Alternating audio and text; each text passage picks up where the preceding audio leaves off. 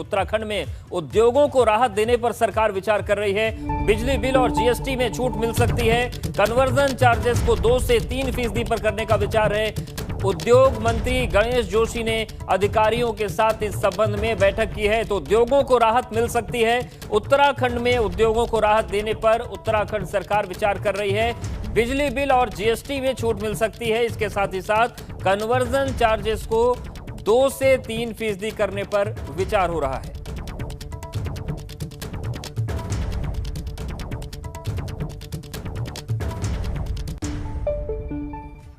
और बड़ी खबर रुद्रप्रयाग से है, जहां पर 48 घंटे से बद्रीनाथ हाईवे बंद है। डीएम ने घटनास्थल का निरीक्षण किया। पहाड़ी से मलबा गिरने की वजह से हाईवे बाधित हो गया है।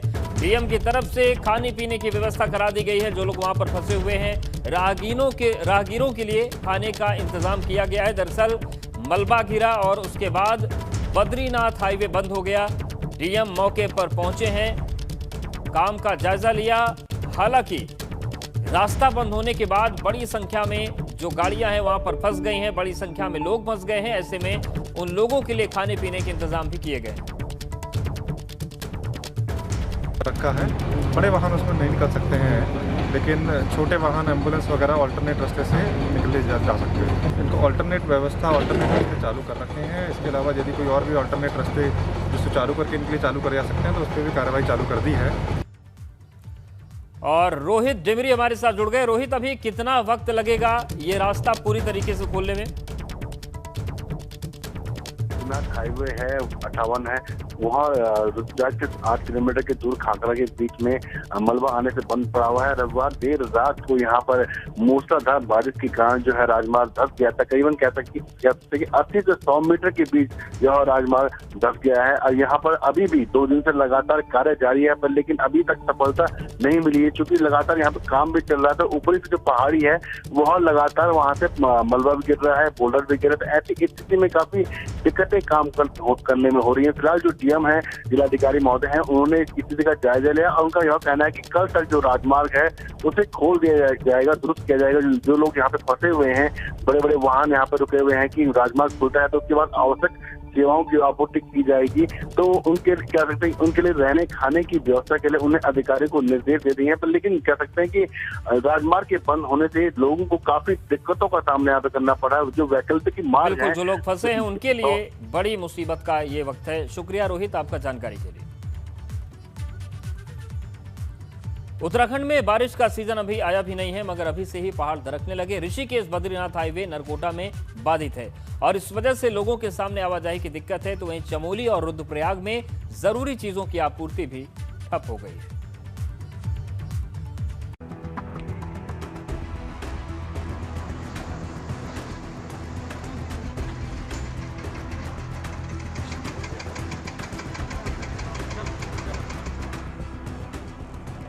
उत्तराखंड में मॉनसून सीजन अभी आया भी नहीं है, मगर उससे पहले ही पहाड़ दरकने लगे।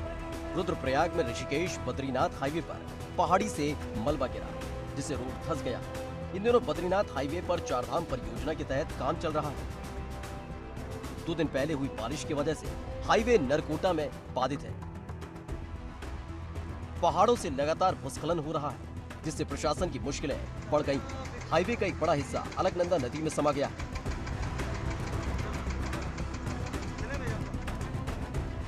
हाईवे पर कई जगह खतरनाक लैंडस्लाइड जोन बन गए हैं, जो बरसात के मौसम में और खतरनाक रूप ले सकते हैं। नेशनल हाईवे बाधित होने की वजह से चमोली और रुद्रप्रयाग में जरूरी चीजों की आपूर्ति ठप हो गई है। ऐसे में अगर स्थिति ऐसी ही रही तो आने वाले दिनों में परेशानी और बढ़ सकती है। एबीपी गंगा के लिए रुद्रप्रयाग से रोहित टिमरी की रिपोर्ट।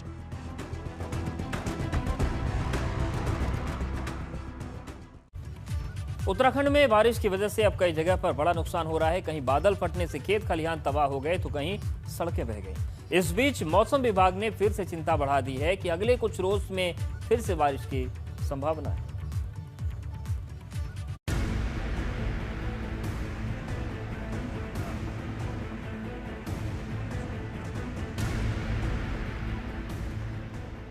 उत्तराखंड में मानसून सीजन आने से पहले ही लोगों की मुसीबत शुरू हो गई है। रुद्रप्रयाग की इन तस्वीरों को देखिए। बड़मा पट्टी में मूसलाधार बारिश बरसाती नाले में उफान आ गया, जिससे धरियागंज और किरोड़ा गांव में खेती की जमीन तबाह हो गई, तो वहीं तूफान में एक मकान की छत उड़ गई। बारिश ऐसी हुई कि पहाड़ों से झरना फूटने लगा। तस्वीरों में भले ही ये झरना लुभावना लग रहा हो, लेकिन इससे बहकर आए पानी ने बड़ी तबाही मचाई है। सबसे ज्यादा नुकसान खेती की जमीन को हुआ है। उधर केदारनाथ धाम में भी मौसम बदला हुआ है। केदारनाथ धाम में हुई बारिश से वहां चल रहे पुनर्निर्माण काम प्रभावित हुए हैं।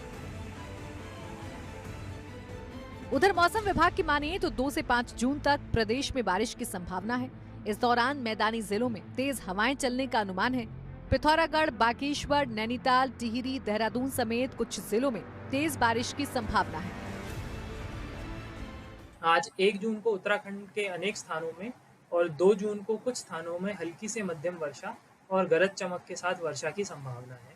इसमें जो उत्तराखंड के पर्वतीय क्षेत्र हैं, जैसे विशेषकर जो पिथौरागढ़, बागेश्वर, नैनीताल, टिहरी और देहरादून जनपद है, इनमें कहीं कहीं तीव्र बौछार पड़ने की भी संभावना है। हेमकुंड साहिब में अभी भी 6 से 7 फीट बर्फ जमी है। हेमकुंड साहिब में गुरुद्वारा और लोकपाल लक्ष्मण मंदिर के पास बर्फ ही बर्फ नजर आ रही है। एबीपी गंगा के लिए रुद्रप्रयाग से रोहित, जोशीमठ से रणजीत के साथ देहरादून से पंकज राणा की रिपोर्ट।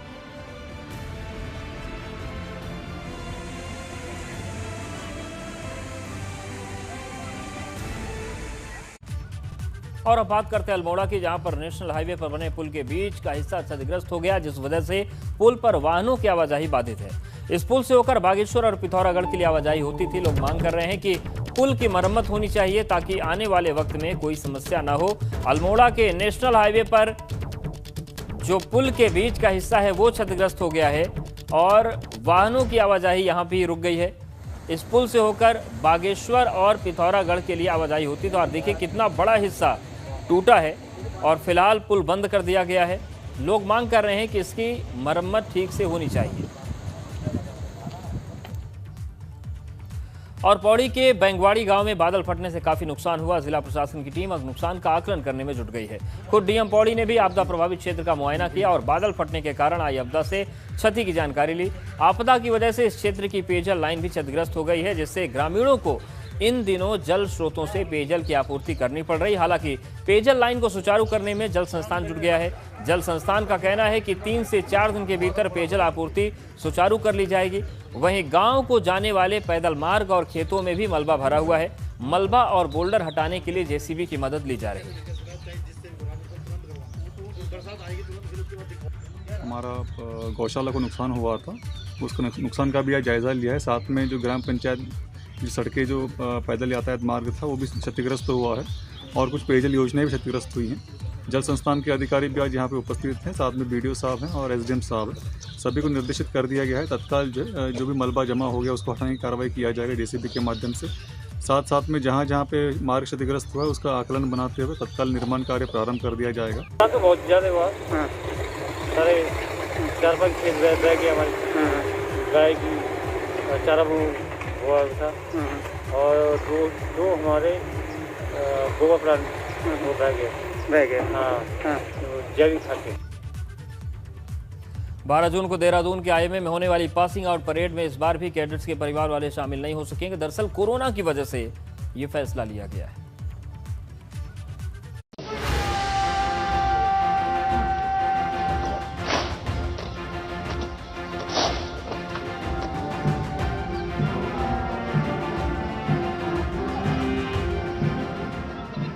जहां पर देश के रणबांकुरों के अंदर फौलाद भरा जाता है, एक ऐसी सेना तैयार होती है जो दुश्मन के दांत पल भर में खट्टे करती है। ये वो जाबाज हैं जो दुश्मन को पल भर में मिट्टी में मिला सकते हैं। इनके जीवन का सिर्फ पहला और आखिरी मकसद देश सेवा है। ये देश के वो वीर सपूत हैं जो जान हथेली पर रखकर चलते हैं। वतन के इन रखवालों की ये फौज देहरादून के आईएमए में तैयार होती है। कड़ी ट्रेनिंग और अनुशासन वाली दिनचर्या के बाद एक जेंटलमैन कैडेट तैयार होता है।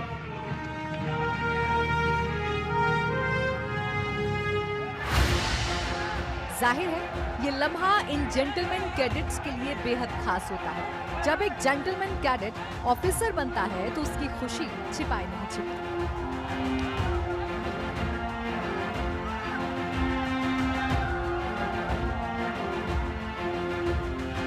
लेकिन इस बार जेंटलमैन कैडेट्स का जश्न कुछ फीका रहने वाला है।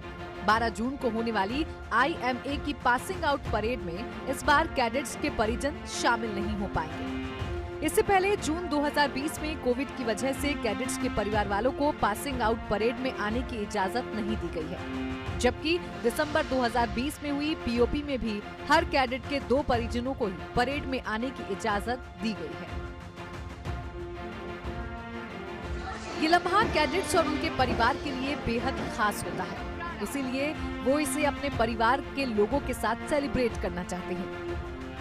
लेकिन कोरोना की वजह से 12 जून को होने वाली पासिंग आउट परेड में कैडेट्स के परिवार वाले शामिल नहीं हो पाएंगे। पासिंग आउट परेड में परिवार के लोग पास आउट हो रहे कैडेट्स के कंधों पर सितारे लगाते हैं। उधर अकेडमी में POP को लेकर तैयारियां चल रही हैं। POP से पहले ग्रेजुएशन सेरेमनी, अवार्ड सेरेमनी और फुल ड्रेस रिहर्सल परेड भी होगी। ABP गंगा के लिए देहरादून से विनोद कुमार की रिपोर्ट।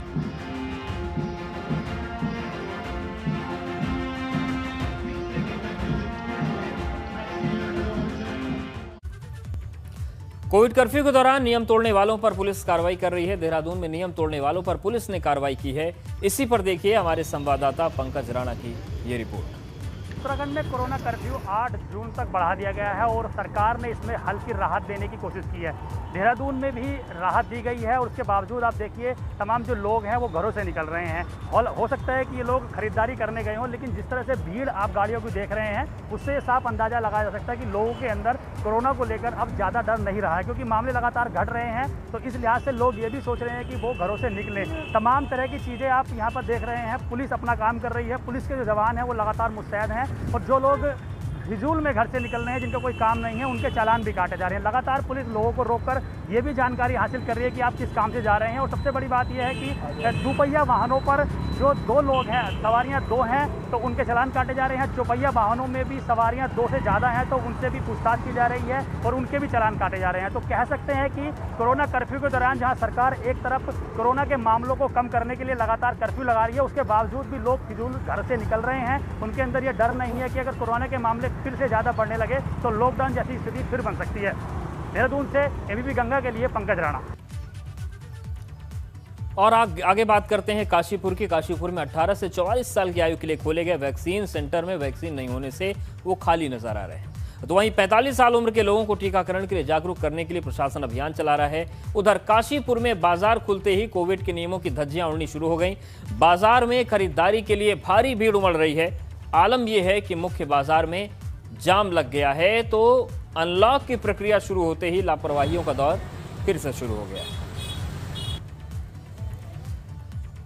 और उत्तराखंड का कोरोना अपडेट आपको बताते हैं। आज कोरोना के 981 नए मामले आए हैं और कोरोना से 36 मौतें हुई हैं। आज 2026 मरीज ठीक होकर डिस्चार्ज हुए हैं। तो बीते 24 घंटे का जो आंकड़ा है उत्तराखंड में कोरोना का, वो अब आपके सामने है। बीते 24 घंटे में 36 लोगों की मौत हुई है। 981 नए संक्रमण के केस आए हैं, जबकि 2026 मरीज ठीक होकर डिस्चार्ज किए गए हैं।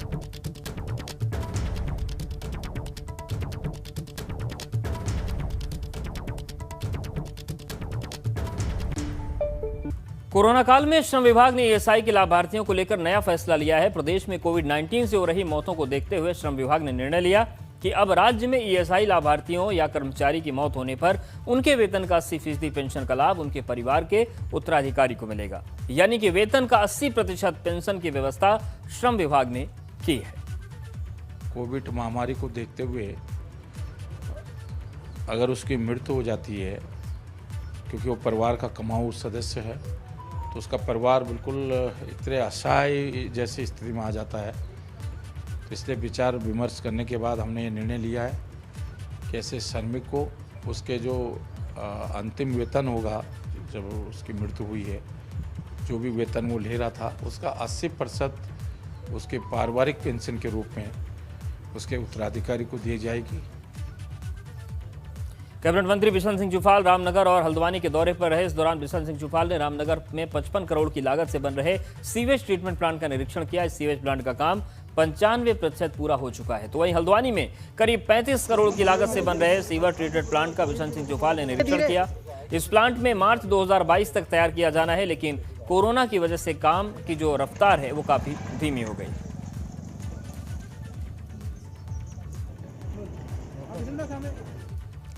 भाजपा के प्रदेश प्रभारी दुष्यंत गौतम का कहना है कि अगले कुछ रोज में देहरादून में पार्टी की अहम मीटिंग होने जा रही है, जिसमें आगामी विधानसभा चुनाव की तैयारियों पर मंथन होगा। दुष्यंत गौतम से बात की संवाददाता अविनाश तिवारी ने। उत्तराखंड में अभी राष्ट्रीय संगठन महामंत्री वीएल संतोष ने बैठक ली। बैठक में क्या कुछ रहा, हमारे साथ बातचीत के लिए मौजूद हैं प्रभारी दुष्यंत गौतम जी। सर, क्या रहा है, चूंकि 2022 में चुनाव है, काफी कयास लगाए जा रहे हैं, लंबी बातचीत हुई है आपकी, क्या कुछ निर्देश दिए गए संगठन को? आज पूरा विश्व और हिंदुस्तान भी कोरोना ऐसी संक्रमण महामारी से गुजर रहा है। इसमें हमने यही संकल्प लिया, सेवा ही संगठन के माध्यम से लोगों में जाकर जितने भी गांव हैं सभी गांवों में हमारे कार्यकर्ता जाएं, सेवा के कार्य करें। हमने करीब 50,000 ब्लड डोनेशन यूनिट का एक टारगेट लिया था। मुझे लगता है कि वो भी 1 लाख से ऊपर हो जाएगा। समीक्षा बैठक हुई, क्या समीक्षा से आपके संगठन मंत्री आप प्रसन्न रहे हैं, क्योंकि चुनाव भी है 2022 में? देखिए, समीक्षा बैठक खाली सेवा ही संगठन की हुई थी। हमसे बातचीत करने के लिए थे उत्तराखंड के बीजेपी प्रभारी दुष्यंत गौतम, जो कि कह रहे हैं कि अगले 10-15 दिनों में उत्तराखंड में संगठन के स्तर पर बैठक होगी, जो 2022 के चुनाव के मद्देनजर अहम होगी। कमिश्नर वीरपाल के साथ अविनाश तिवारी, एबीपी गंगा, दिल्ली। मसूरी में 18+ उम्र के लोगों को निजी अस्पताल से वैक्सीन लग रही है, मगर इस वैक्सीन का 1100 रुपए चार्ज लिया जा रहा है। कांग्रेस और व्यापार मंडल के लोग इसका विरोध कर रहे हैं। उनका कहना है कि जब वैक्सीन के लिए 900 रुपए रखे गए हैं तो फिर 1100 रुपए क्यों लिए जा रहे हैं?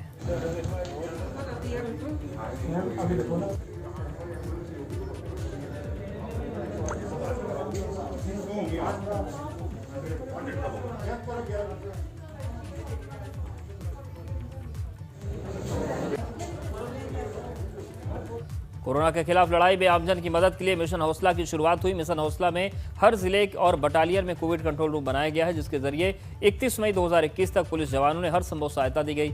पुलिस ने जरूरतमंद लोगों से बात कर उन्हें दवाइयां, oxygen, plasma, blood donation, ration सहित हर जरूरी सेवा उपलब्ध कराई। अब जिस तरह से कोविड के मामलों में कमी आई है, उसी तरह से जरूरतमंद लोगों की डिमांड भी कम हुई है।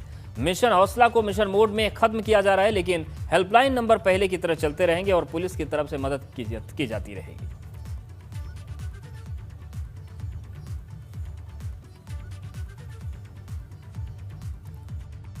जनता की सेवा करने के साथ साथ पुलिस को अपने संक्रमित जो पुलिस के खुद के हुए उनको भी हमको राहत पहुंचानी थी। तो लगभग हमारे जो है इस दौरान 2382 पुलिसकर्मी संक्रमित हुए, उनके लगभग 1000 से ज़्यादा परिजन संक्रमित हुए, हमारे 5 जवानों की जो डेथ भी हुई। तो इन तमाम जगहों पे एज अ फ्रंटलाइन वर्कर जो पुलिस की ड्यूटियां लगी हुई थी, बैरियर्स पे, चेक पोस्ट पे, कर्फ्यू का, तो इसमें संक्रमित काफ़ी हुए। तो हमने अपने खुद के भी कुछ अस्पताल क्रिएट किए, तो उसमें हमने अपने लिए ज़रूर जो हमारा वो है कुछ कॉन्सेंट्रेटर, ऑक्सीजन बेड अपने खुद के व्यवस्था करी अपने उनके लिए। जनता के लिए जो है वो हमने जो अन्य माध्यम होते हैं, सरकारी माध्यम, प्राइवेट माध्यम, सामाजिक संस्था, इनके माध्यम से मदद करवाई। और बड़ी खबर, उत्तराखंड शासन ने 27 लोगों के गनर वापस लिए हैं। कोविड में पुलिस की कमी को देखते हुए गनर वापस लिए गए हैं और इनमें प्रमुख लोग कौन हैं हम आपको बताते हैं। मेयर देहरादून से गनर वापस लिया गया है, मेयर ऋषिकेश से भी वापस लिया गया, आयोग वरिष्ठ पत्रकार जो हैं उनके भी गनर वापस लिए गए हैं, हेमकुंड साहिब अध्यक्ष हज कमेटी के गनर वापस लिए गए। गृह विभाग की तरफ से आदेश जारी हो गया है।